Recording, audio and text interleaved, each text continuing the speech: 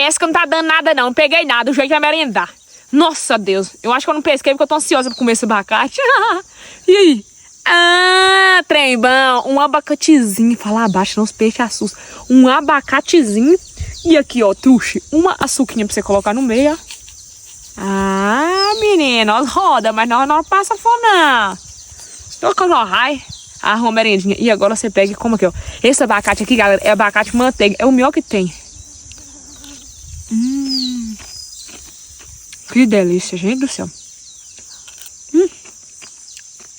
Vou comer pouco açúcar porque eu tava com dor de barriga. Aí vou pôr pouco pra não dar errado. Cê tá doido, mas trem tá bom, viu, galera? Mas peixe. Comer abacate, porque peixe pra fritar hoje não vai ter, não. O trem mais difícil que tem é pescar, tá doido, Mas eu mostrar esse abacate, os peixes vão vir.